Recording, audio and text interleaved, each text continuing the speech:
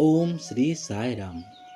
भगवान श्री सत्य साईं बाबा जी के दिव्य चरण कमलों में कोटि कोटि प्रणाम के साथ आज 1 जनवरी 1988 को श्री सत्य साईं बाबा जी के दिव्य प्रवचन से लिया गया। हर क्षण को नया समझकर ही नया वर्ष शुभ बनता है। यदि आप पवित्र जीवन जीना चाहते हैं तो आपको अपने कर्मों को पवित्र बनाना होगा। दुनिया में अच्छाई और बुराई मनुष्य के आचरण से बदलती है, इसलिए पहले स्वयं को बदलना आवश्यक है। आज के वेद पाठ में कहा गया है, ये हम एकता में रहें, एक साथ कार्य करें, शांति और प्रेम में रहें।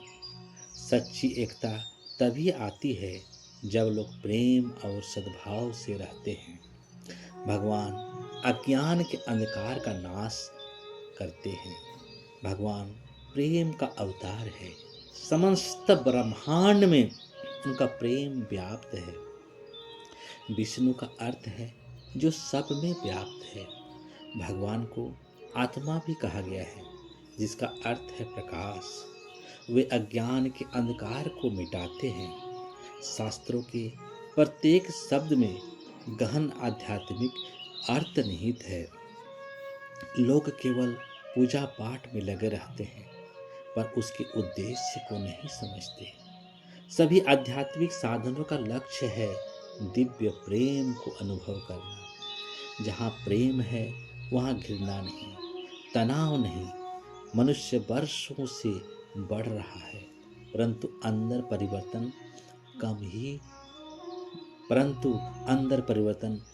ही हुआ है।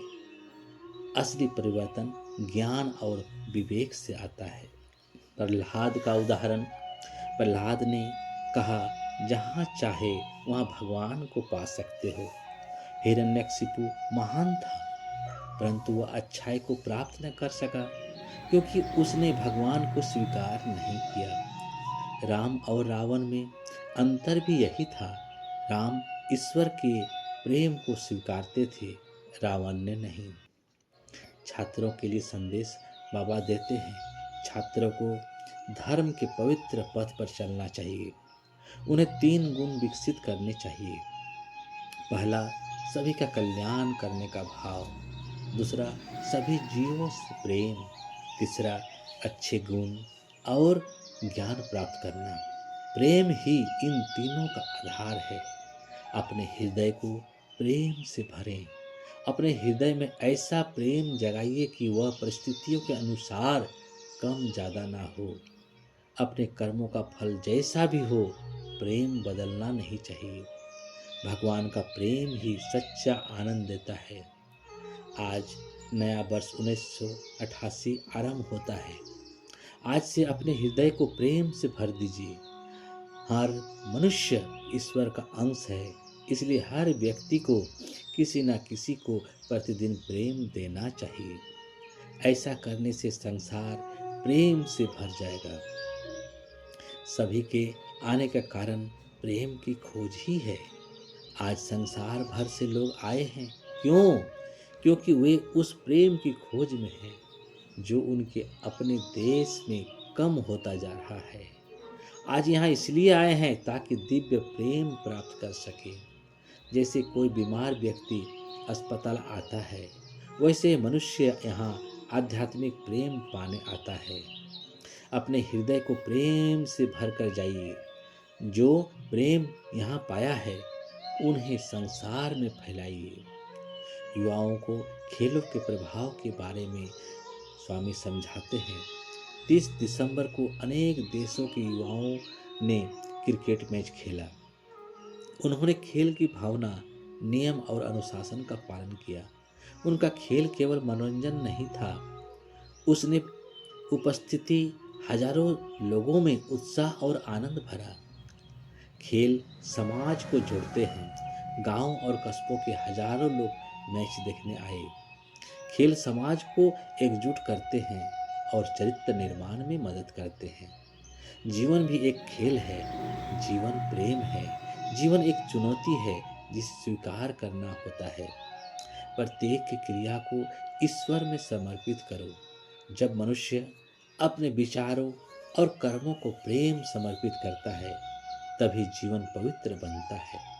मनुष्य ईश्वर की सेवा करे, संपत्ति और धन पर निर्भरता छोड़ दे। जीवन एक बांस की तरह है जिसमें कई गांठें यानी कठिनाई होती है, उन्हें काटना होगा। नए वर्ष से आपको मनुष्यता का असली अर्थ समझना होगा और अपने आप को राष्ट्र सेवा के योग्य बनाना होगा। सभी कर्मों को ईश्वर को अर्पित करने का मतलब छात्रों को जानना चाहिए, माता पिता का सम्मान करना चाहिए, समाज की सेवा करना चाहिए, अच्छे गुणों का अभ्यास करना चाहिए, छात्रों में नम्रता, बड़े बुजुर्ग के प्रति आदर, सभी के प्रति प्रेम। बाबा कहते हैं, तुम मेरे धन हो, मेरे संपत्ति हो। लक्ष्मण का उदाहरण देते हुए कहा, लक्ष्मण ने पूरा जीवन राम को अर्पित कर दिया। छात्रों को ऐसा समर्पण सीखना चाहिए। इंद्रियों का सही प्रयोग, आंखें केवल अच्छा देखें, हाथ अच्छे काज करे, कान अच्छी बातें सुने, विचार शुभ हो, विचारों में बुराई ना हो, वाणी किसी की चोट ना पहुंचाए। यह ही भगवान तक पहुंचने का मार्ग है। विश्व आपका दृष्टिकोण बदलने से पहले बन जाता है। नए वर्ष का आशीर्वाद आप सभी को लंबी आयु, स्वास्थ्य, सुख, शांति और प्रेम की शुभकामनाएं। जीवन को दिव्य प्रेम के अभ्यास से पवित्र बनाइए।